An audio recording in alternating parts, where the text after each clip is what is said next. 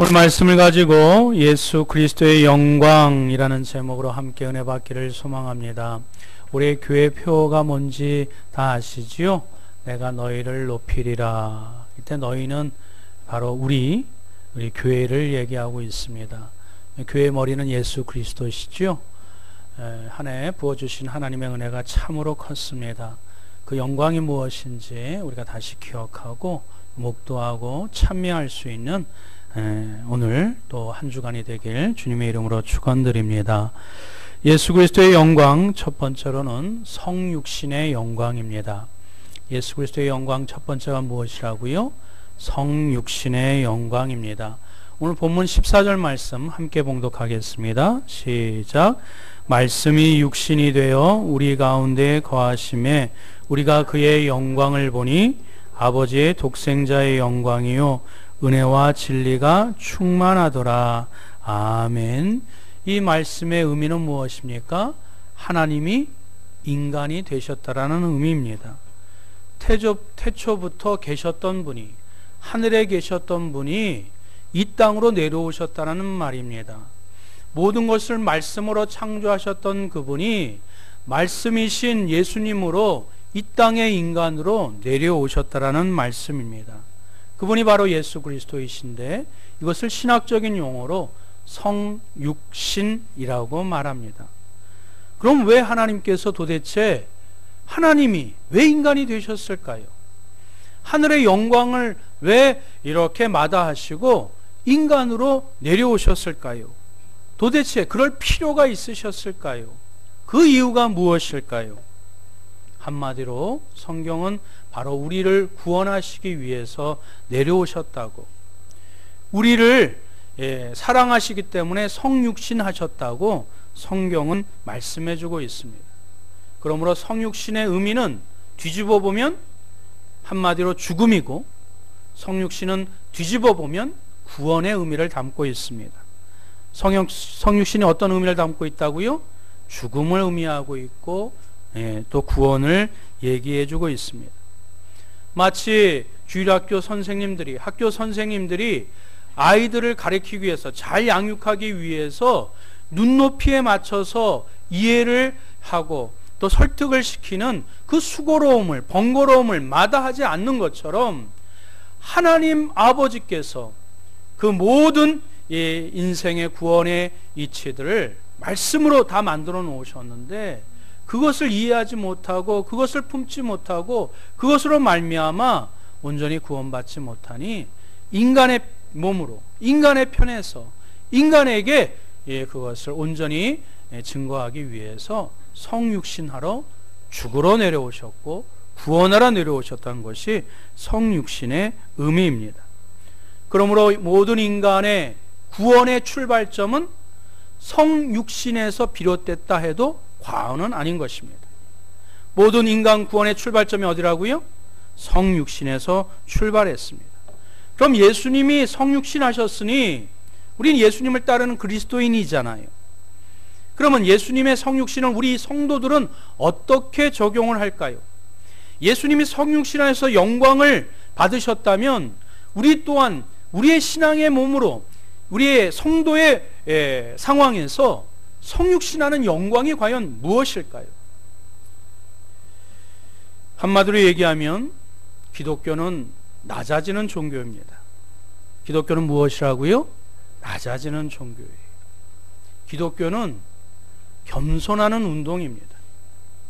성육신은 바로 하나님이신 그분이 모든 것을 내려놓고 앞서 말씀드렸던 눈높이의 교육, 눈높이의 구원을 역사를 이루시기 위하여 이 땅에 내려오신 그것을 성육신으로 얘기하고 있는데 그것을 우리 성도의 입장에서, 예수를 따르는 입장에서 동일한 성육신을 우리의 삶 가운데 실현하고 실천할 수 있는 운동은 바로 낮아지심, 겸손이라고 말해도 과언은 아닐 것입니다.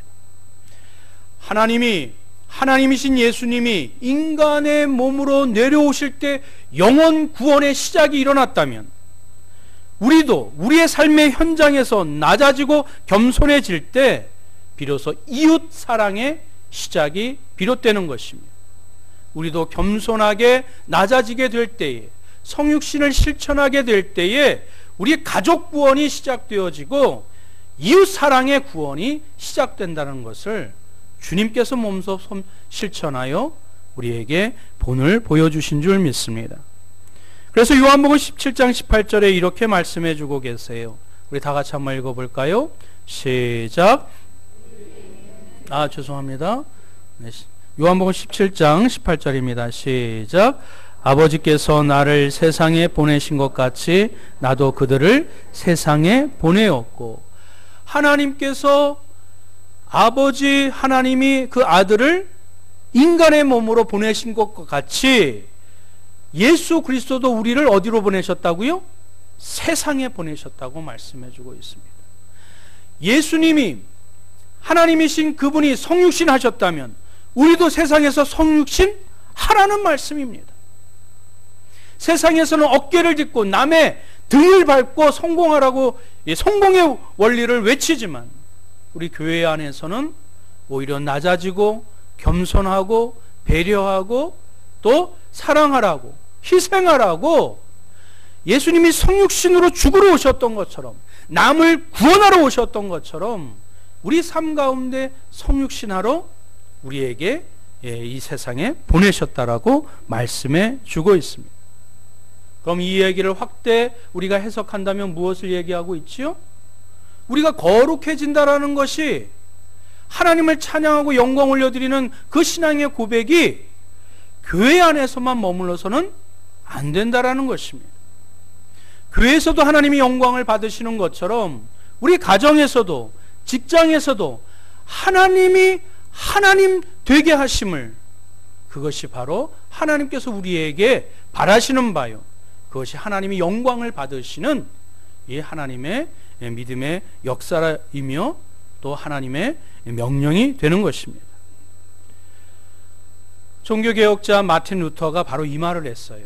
다 같이 따라합니다. 하나님이 하나님으로 하나님 되게 하라. 좀 어려운 말이지요. 하나님이 하나님으로 하나님 되게 하라예요. 무엇입니까? 교회 안에서만 아바 아버지 기도하고 찬양하고 영광 올려드리지 말고 가정에서도 내 주인이 하나님인 것을, 하나님이 하나님 되게 하심을 너희들이 선포하고 그렇게 살아가라는 이야기입니다. 학교에서도, 직장에서도, 사회에서도 하나님이 하나님 되게 하시라는 말씀입니다. 이미 하나님은 하나님이세요.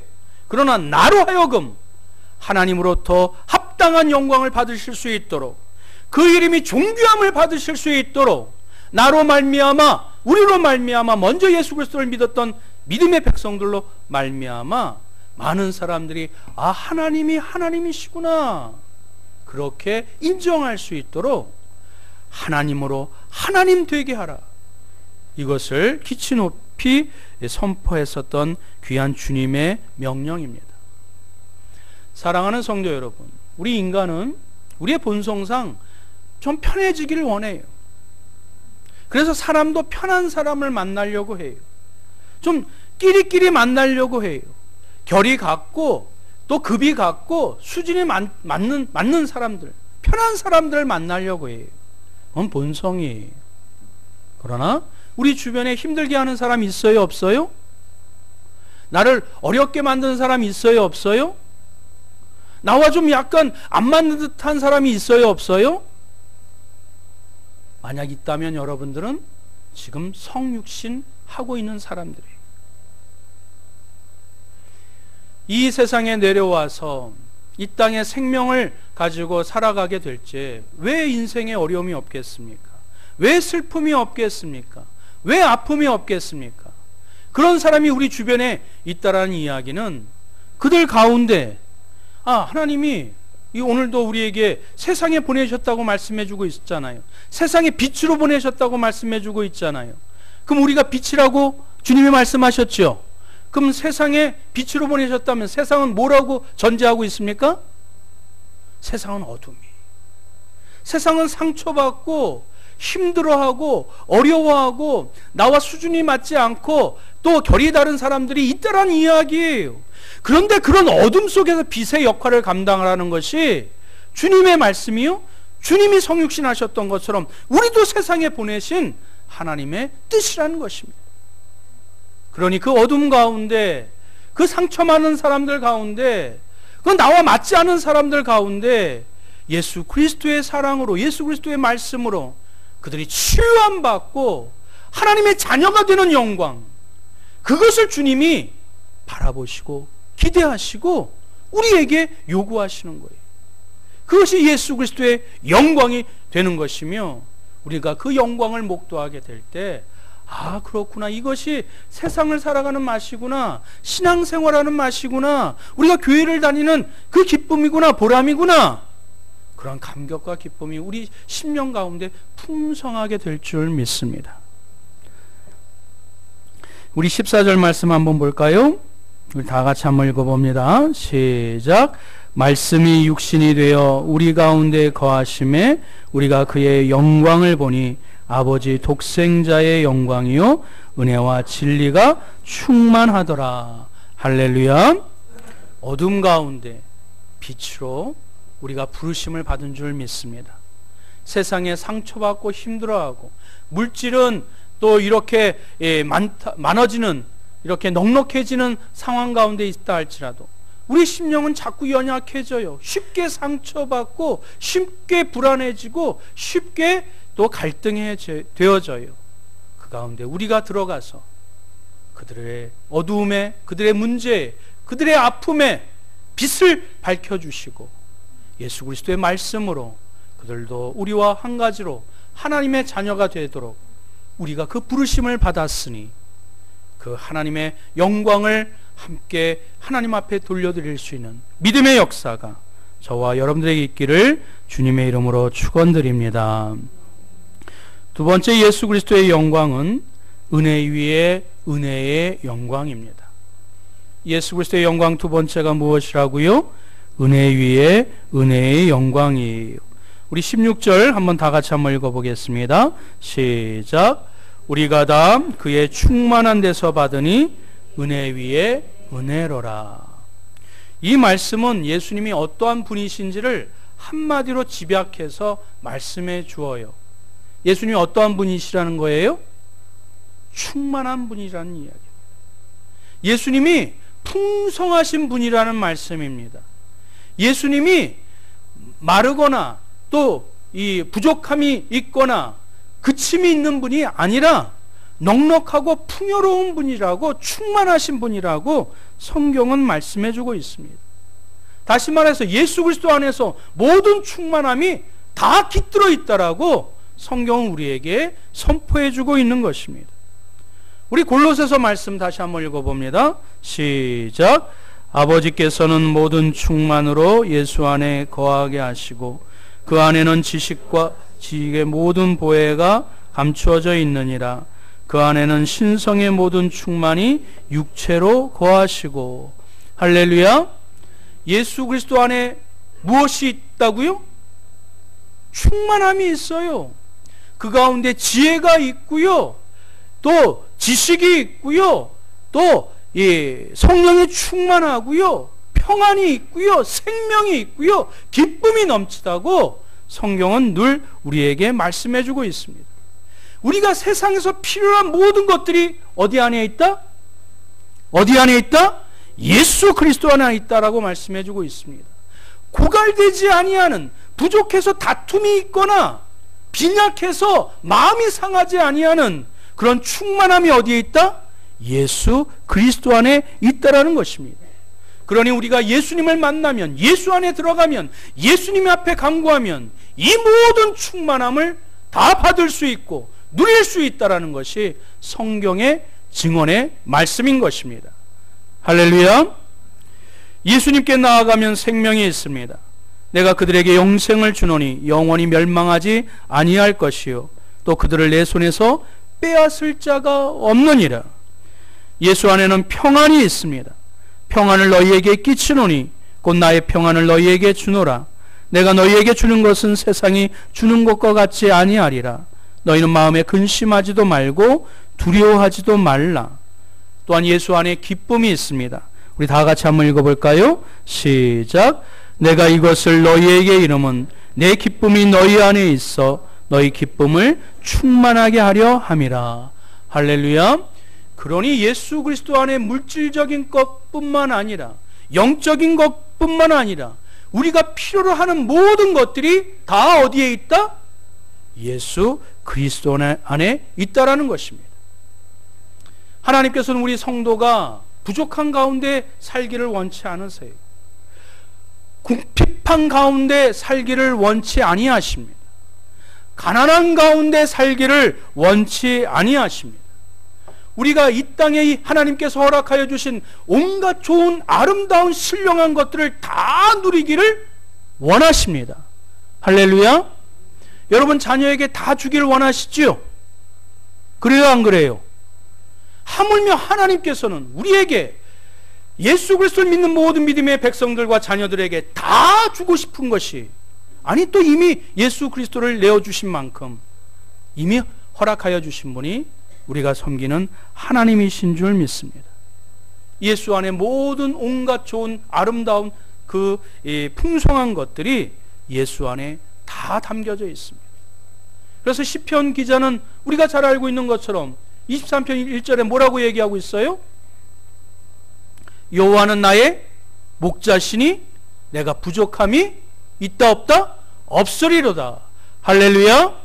하나님을 믿으니 하나님과 함께 거하니 그분 안에 있는 풍성함을 고스란히 받아 누려 여호와를 나의 목자로 삼는 자에게 부족함이 없다라는 고백, 이것이 참된 신앙인의 고백이요, 예수 그리스도를 믿는 믿음의 백성들의 영광 안에 있는 신앙의 간증이요 고백이 되는 줄 믿습니다. 그런데 왜 예수 안에 있는 그 풍요로움, 그 풍성함, 충만함을 우리가 가끔 누리지 못하고 있을까요? 예수 안에 모든 것이 있다라고 얘기하는데 왜 우리는 그것 때문에 걱정하고 염려하고 두려워할까요? 한마디로 얘기하면 구하지 않았기 때문이에요. 내가 할 수 있어 라는 마음의 조그만 여지, 내 경험과 지식, 살아온 흔적의 어떤 그런 모습으로 말미암아 하나님 앞에 나와서 무릎 꿇고 내 자존심 다 내어놓고 온전한 순전한 믿음으로 두 손 모아 두 눈 감고 하나님 앞에 아뢰고 간구해야 되는데 그걸 하기 싫어하는 거예요. 야고보서 4장 2절 말씀 우리 다 같이 한번 읽어봅니다. 시작. 너희는 욕심을 내어도 얻지 못하여 살인하며 시기하여도 능히 취하지 못함으로 다투고 싸우는도다. 너희가 얻지 못함은 구하지 아니하기 때문이요. 너희가 구하지 못하면 어떻다고요? 구하지 않았기 때문에.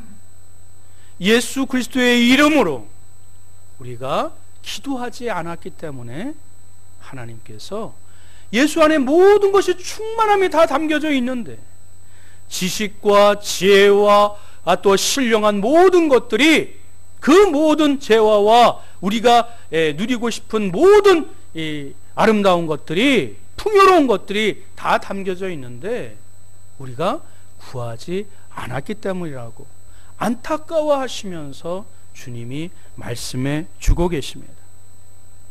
사랑하는 성도 여러분, 우리가 주님을 믿음으로 기도하시면 주님께서 다 응답해 주십니다.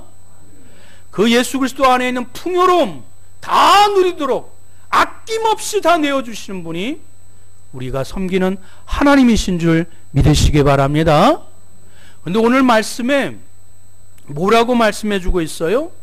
은혜 위에 은혜라고 말씀해 주고 있어요. 내가 기도하면 기도한 대로 응답해 주시지요. 그런데 기도한 것만큼만 주시지 않아요. 기도에 응답하신 은혜만 주시지 않아요. 내가 기도한 대로 응답한 은혜, 그 위에 넘치도록 부어주시는 은혜, 내가 예측하지 못하고 기대하지 못하고 내가 전혀 생각하지 못했었던 그 은혜까지도 부어주시고 축적해 주시는 은혜, 이것이 은혜 위에 은혜가 되는 영광이 되는 줄 믿습니다. 사랑하는 성도 여러분, 여러분 하나님을 믿는 믿음의 백성들이 더 하나님을 찾아요. 왜? 그 은혜를 알기 때문에, 기도의 맛을 알기 때문에, 죄사함의 영광과 기쁨을 알기 때문에 더 하나님 앞에 매달리고 간구하게 되는 줄 믿습니다. 오늘 본문에 있는 말씀대로 우리가 하나님의 약속이 기도한 대로, 간구한 대로 그 예수 그리스도 안에 있는 그 모든 풍성함을 다 허락하여 주시는 은혜 위에 은혜의 영광을 체험하시고 또 그것을 사모하시고 갈망하시는 믿음의 백성들 되시길 축원드립니다. 세 번째 예수 그리스도의 영광은 우리 다 같이 한번 제목을 읽어봅니다. 시작. 은혜와 진리가 함께하는 영광. 예수 그리스도의 영광 세 번째는 은혜와 진리가 함께하는 영광입니다. 우리 14절 말씀 한번 볼까요? 다 같이 한번 읽어봅니다. 시작. 말씀이 육신이 되어 우리 가운데 거하심에 우리가 그의 영광을 보니 아버지의 독생자의 영광이요 은혜와 진리가 충만하더라. 아멘. 우리가 은혜를 사모합니다. 그런데 은혜 혼자 일하지 않도록 하나님께서 진리를 함께 하도록 하나님께서 보내주셨습니다. 즉 은혜와 함께 진리가 함께 동반되도록, 동행하도록, 함께 일하도록 하나님께서 그렇게 말씀하시고 역사하신다고 말씀해 주셨어요. 사랑하는 성도 여러분, 우리는 선물 받기 좋아하지요. 또 하나님 앞에 은혜 받기 좋아하지요. 그렇습니다. 이 모든 선물이 은혜예요. 우리가 평안을 누리고 또 기쁨을 누리고 우리 또 기도 응답의 모든 것들이 다 하나님의 은혜예요. 우리의 구원도 은혜로 시작하고 은혜로 말미암아 또 비롯된 것이, 이 모든 것이 하나님의 은혜입니다. 지금 여러분들도 이 자리에 올 한 해도 평안하게 잘 보내고 이 자리에 서 있는 것도 이 모든 것이 하나님의 은혜인 줄 믿습니다. 그러나 이 은혜가 진리와 함께 있을 때 온전해짐을 반드시 기억해야 될 줄 믿습니다. 진리는 거부하고 은혜만 사모한다? 이것은 보네퍼가 얘기했던 것처럼 값싼 은혜예요. 무슨 은혜? 값싼 은혜. 우리 한국의 신앙 가운데 기복신앙이 여기에 해당되는 것입니다. 여러분이 잘 알고 있는 것처럼 요한복음 6장에는 오병이어의 기적이 나옵니다. 잘 아시죠? 어린 소년이 보리떡 5개하고 물고기 2마리, 자기의 도시락을 예수님 앞에 드려서 많은 사람들이 5,000명이 먹고도 남는 놀라운 하나님의 이적의 역사가 담겨져 있습니다. 사람들은 환호성을 질러요. 왜 그렇죠? 은혜를 받았기 때문에. 놀라운 이적의 은혜를 체험했기 때문에 사람들이 몰려들어서 예수님을 임금으로, 왕으로 추대를 합니다. 열광합니다. 은혜가 넘칩니다. 그런데 예수님이 아사라, 거기서 하나님이 그들을 진정시켜요. 얘들아, 진짜 생명의 떡은 내가 앞으로 십자가에 매달릴 건데, 내가 십자가에 죽을 건데, 너희들이 왕으로 추대하는 내가 십자가에서 살과 피를 다 찢기고 흘릴 건데, 그 살과 피를 먹어야 너희들이 영생을 얻어. 이 진리의 말씀으로 선포했을 때 은혜가 충만했었던 모든 이 이스라엘 백성들이, 오병이어의 기적을 체험했었던 은혜 충만한 백성들이 어떤 태도를 보이지요? 다 같이 한번 읽어봅니다. 그때부터 그의 제자 중에서 많은 사람이 떠나가고 다시 그와 함께 다니지 아니하였더라. 진리가 없는 은혜는, 말씀이 없는 은혜는 의를 내 삶 가운데 실현시키고 실천하려고 부들부들 애를 쓰는 그 진실된 그 행동이 없는 이 은혜는 결국 허망하게 되고 허무하게 되어지는 것입니다. 여러분들이 은혜를 받으셨습니까? 하나님의 은혜로, 충만한 은혜로 우리의 가정과 또 우리의 삶 가운데 하나님의 은혜를 받으셨습니까? 그럼 이제 말씀 앞에 서셔야 돼요. 그 말씀을 붙잡고 내가 죄인입니다 회개하고 그 말씀으로 말미암아 살아가려고 여러분의 삶의 현장에서 아둥바둥 진리 가운데 살려고 부단히 애를 써야 돼요. 예수님이 십자가에 매달리셨던 것처럼 나의 주신 그 십자가의 사명을 여러분이 뿌리치지 마시고 말씀을 붙잡고 십자가의 길을 걸어가는 것, 그것이 은혜와 진리가 함께 조화롭게 동행하는 신앙의 길이 되는 줄 믿습니다. 로마서 5장 21절 다 같이 한번 읽어볼까요? 시작. 이는 죄가 사망 안에서 왕노릇한 것 같이 은혜도 또한 의로 말미암아 왕노릇하여 우리 주 예수 그리스도로 말미암아 영생에 이르게 하려 함이니라. 아멘. 은혜를 사모하시기 바랍니다. 은혜에 감사하시기 바랍니다. 그럼과 동시에 하나님의 말씀에 여러분이 무릎 꿇고 그 말씀대로 살려고 하는, 의롭게 살려고 하는 은혜와 진리가 함께 우리의 삶 가운데 함께 병행하게 되어질 때에 그 믿음의 영광을 하나님이 기뻐하시고 우리 예수 그리스도가 기뻐하시고 그 영광을 받으시는 믿음의 역사를 우리가 목도하게 될 줄 믿습니다. 이제 말씀을 맺겠습니다. 올 한 해 우리 교회에 부어주신 하나님의 은혜가 참으로 큰 줄 믿습니다.